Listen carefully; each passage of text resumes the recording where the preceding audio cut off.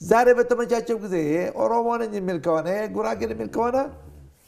የውድቀቱ መጀመሪያ መነሻ ዘላይ ይሆናል ታሪካችን የኋላው ማወቅ አለብን ማለት ነው የኋላው ታሪካችን በሙስሊምነታችን ነው እንጂ በጎሳ በብሔርነታችን አይደለም የተጠቃ ነው ሼክ አህመድ ወሎ የሼክ አህመድ ወሎ ደግሞ ሌላ ታሪክ አላቸው ወደ ዝርዝር ስንመጣ በኋላ እናየዋለን እንጂ ዮሐንስ ያን ጊዜ በቦሩ ሜዳ ላይ አሰባስቡ ሲያከፍር በነበረበት ሰዓት ላይ ኮረጃቸውን ማቄን ጥቴን ቤተሰብ ምናምን እንኳን አላዩም ኮረጃቸውን እንደያዙ ሾለክ ብለው ወጥተው ከዛ ስብሰባ በቀጥታ ወደ ባሌ ያመሩ ባሌ ሄደው ባሌን አርብቶ አደር ፍቀዱልኝና ባካችሁ እዚች ጋር ቁርአን ማቀራባት ማከለክፈል ብለው ፈቀዱላቸው እዛ ያሉ የሚኒሊክ መስዋፋት ይመጣል አሁንም እንደው የካፊር ፊት አላይም ብለው ወደ አርሲ ሸሹ አርሲ ደግሞ ሄደው እንደዚሁ ጠይቀው እዛ ቆዩ በመጨረሻ ወደዛ ሲደርስባቸው ሸሽተው ደግሞ ወደ ኩርፉር ባልቦታ ሶማሌ ጠረፍ እዛ ህይወታቸው አለፈች ግን የአርሲና የባሌ ዑለማዎች ዛሬ ምንጩሳቸው ናቸው አይኩድም ሻመድ ወሎ በሳቸው ነው እንግዲህ ወደ 40 ሺህ ደርሷል ይላሉ ሰንሰለቱ ሳቸው የጣሉት መሰረት የሙስሊም ህብረተሰብ ኗሪዎቿ ከ3.5 እስከ 4 ሚሊዮን ይደርሳል አጽዎች አሳል ለማድረግ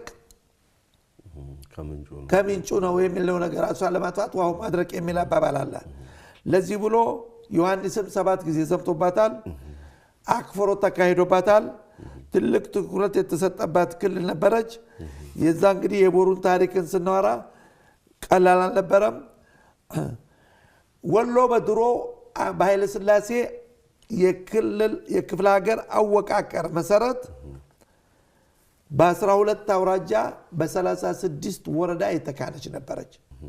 በ12 አውራጃ ብቻ 181 ሲንተር አለ 398 የታወቁ ዑለማዎች ማለት አንዱ በሶርፍ አንዱ በተፍሲር አንዱ በፍቂህ አንዱ በናህው አንዱ በበላጋ አንዱ በመንጢቅ በእኒ በተለያዩ ፊልዶች ራሳቸውን የቻሉ ዑለማዎች ጅሌ ሙፍቲ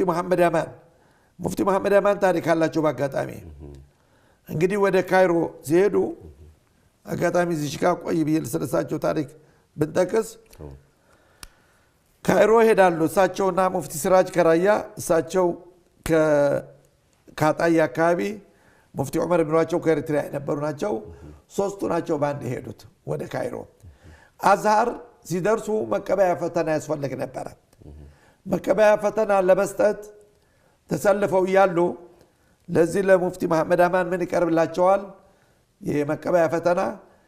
እሽራህ ቀውሊ ተዓላ